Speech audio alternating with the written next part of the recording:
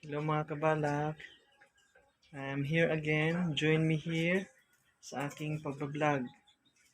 Ito is a continuation doon sa ating pagbablog kaninang umaga. Medyo kasi medyo maikli siya, so kailangan dagdagan, mag-upload pa tayo. And updated dito sa ating chicks. Ayan, panoorin natin mga kabalak. So ayan siya. Ngayon is 2 days nila. Kahapon, hinaon. Ilagay dito siya, and then, ayan. Ayan siya. So, hindi kasi makapag-upload tayo ng mahaba mga kabala kasi medyo may limited time siya para ma-upload siya. So, wala kasi tayong pang-edit or editor, parang ganun siya. Mano-mano lang to sa akin. Ayan. Ayan guys. Samahan nyo lang ako is sabay kwentuhan lang. Ayan. Sa mga mahilig ng mga alagang manok, panabong, shout out sa inyo. Ayan. Sa mga backyard breeders, ayan, hello. Ayan. Dito tayo makabalak sa maliit na range area. Yung breed na itim na pinahiram sa amin. Ayan, panoorin natin. Kunti lang sila. Kasi nag-start pa ako mag-breeding. Paunti-unti lang. Kasi yung place na din natin. Ayan sila. Ayan. Yung pagkainan. Paubos na siya. Nilagay ko lang dyan. Tapos, kinakahig-kahig nila. Ayan. Yung iba hindi lalapit dahil mag-aaway. Aaway na yung kasama niya. Ayan siya. Nakabalak ko yan.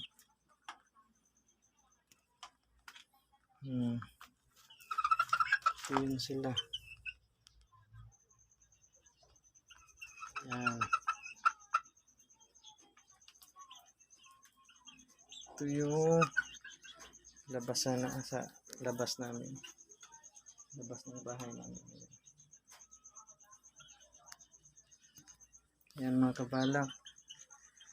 Sana sa makapanood nito and please like and share. So subscribe ng channel ko. Ayan. Ayan, sabay kwentuhan lang guys. Ayan.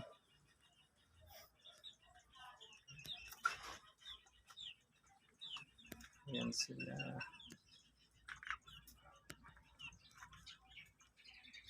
Ayan guys. Ayan. Ayan, black over sa gray yan siya. Pero usually niyan sa black, ginagamit siya sa light fowl o red na manok. Kasi yung interpretation nila is matibay daw. Yun which is tama din naman. Or I think, or either sa hats. Ibalik mo sila sa hats. Ayun. Pero yung iba, pag battle na talaga, pinaparis nila doon sa light fowl. O nagadepende na sa kanila yun. Or 3/4, 1/4. Vice versa. Parang ganun. Ayan.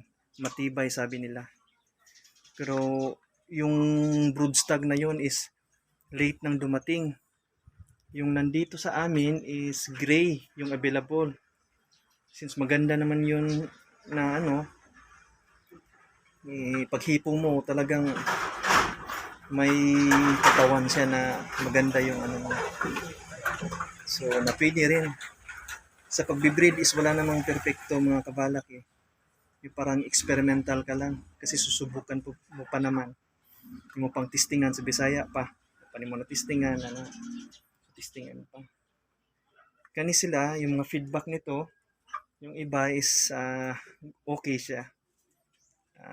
Nagpapanalo. So, ito na breed ko is first pa lang kasi na generation sila. So, sabi nila, susubukan. So I think by later on. Pero ito sila, hindi ito banded kasi nag-start pa lang ako ng breeding. Nagpaplano pa lang, parang ganon. Pero hindi naman sobrang daghan or marami. Kung tama lang siguro or parang pang personal na one. Except lang na may magkagusto, gustong mag-acquire. Tapos magustuhan nila yung price ng manok mo. Ayan. Baka I think later on na yan siguro. Kasi ngayon, parang lingaw-lingaw lang sa na breeding. Pero, hindi breeding na yung basta kay okay na. Siyempre, hinahanda mo yun. Yung inahin, yung broodstag mo, kailangan i-prepare mo talaga bago i-meet mo sila. Ganon kasi din ako magbe-breed. Usually, yun naman sa iba eh. Halos lahat. Wala nang nakakaalam na nila lahat. Marunong na. May mga seminar na. Ayan. Dito sa akin is talagang totally backyard. Parang nag-i-enjoy lang. Lingaw-lingaw lang. Usually magkakagusto yung mga friend mo lang. Pera lang may taong nagustuhan talaga yung manok mo. Ipifinance. Or by later either sa breeding, paparami. Yan, okay din yan. Pero kaya yan, kailangan ng malaking place. Pero sa susunod na yan. Kasi ito, pa lang. Parang enjoy lang. Parang ganon. Ayan. Ayan, konti lang yan sila na-produce ko. Kasi pinahiram lang yun sa amin yung black na yun na itim na manok. Konti lang yun siya. So, mga kabala, balik tayo doon. Ha? Balik tayo.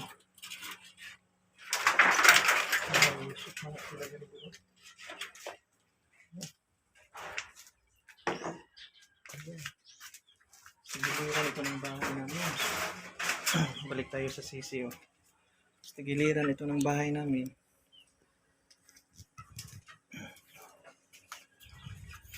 Yan. Tingnan natin sila ulit. Balak, ayan siya. Yan. Nadamihan ko yung mag-upload mga kabalak para ma-enjoy yung kasakaling may ma-enjoy manood, hindi mabuboring. Parang hindi may nakasunod na video na i-upload mo. Dapat yan. Ayan, open lang ito sila mga kabalak. Usually sa iba nito, kino-close ito. Kasi para hindi malamigan. Para yung temperature nila, yun lagi. Pero doon yun siya banda. Ayan, Ayan. Dito to siya banda. May division yun dyan sa kabila. Ayan. Ayan. Siya. May division. Ito yun sila. Tinatabilan mo. Para hindi mahanginan. Pero this time, medyo mainit naman yung panahon.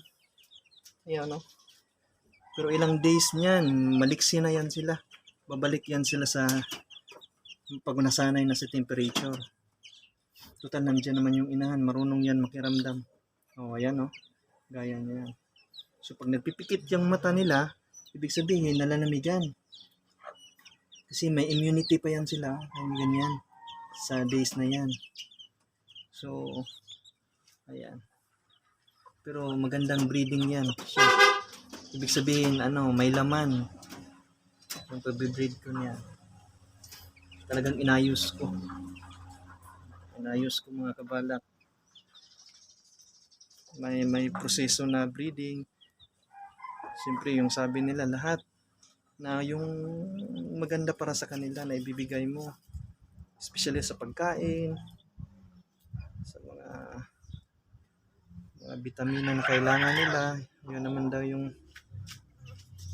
mga fundamental na Usually sa lahat ginagamit. Kung ano yung nasa market na available. Parang ganon siya. So ayan mga kabalak. I-update ko kayo nito pag malaki-laki na. Mag-video ako ulit. Videohan ko. Tapos pakita ko sa inyo. I-upload ko na naman. Para panood natin yung ano nila, pagtubo nila. Maganda yung ano nito, yung record nila. Talagang bihira-bihira lang sila mahulugan, talagang lulusot at lulusot, parang gano'n. So, yan guys is mga kabalak, nagkataon lang na timingan. Pag bibili ka sa farm, hindi mo alam yung kung manok mo mananalo o hindi. Or pag breed mo, mataas yung winning percentage niyan. Hindi lahat gano'n. Kasi actually sometimes yan accidentally nangyayari. Especially doon sa meetings. Pag nagkataon na nagninix siya, maganda yung result niya na sana ganun. Ayan. Baka sakaling ganun yung, syempre sa competition ngayon, mahaba yung ano talaga eh. Isang pagkakamali lang, matamaan yung sayo. Mapilayan, wala na. Yun, so kailangan maingat.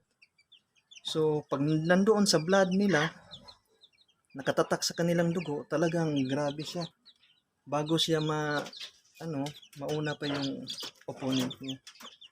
Pero ito sa akin, guys, ayan, mag-start sa breeding, for breeding purposes lang muna ito. Parang yung especially doon sa mga female, para sa next breeding season. Lahat na full sister nang gagamitin. Kasi ito may kapatid nandyan sa labas. Pag itabi mo sila, ipagtagpo, nagsasalpukan sila. Yun yung problema. Hindi mo pag breed mo, paisa-isa yung breeding mo. So, mahirap ganun. Nabibitin ka sa yung araw mo, yung days mo. O, imbis sabay sila naglimlim or nagpa-incubate ka, so sabay-sabay yung pipisa. Pero paisa-isa yung breeding, tapos kasi yung lugar mo, very limited lang, talagang mabibitin mo, may mahuhuli, may mauuna, parang ganun. Ayan mga kabalak, malapit na yung time natin. Maya-maya magpapaalam na ako. By next video na naman. By later on, i-update ko kayo nito. Sa lahat na magpanood, please subscribe and share, like and share. And thank you.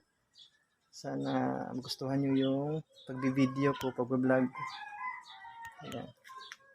Tungkol lang sa pag-aalaga ng manok. Yung i-segment natin. Yan lang guys. Nood tayong sa labas. Sandali. Malapit na yung time. See you later guys.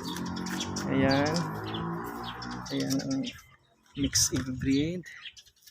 Ayan siya. Ayan. Ayan siya. Ayan guys. Kapares niya nandito. Ayan. Ayan. Yung sister ng kuan. Gold. Ayan siya. Maganda yan guys, yung mga anak niyan. Halos lahat lulusot talaga. Bihira lang sila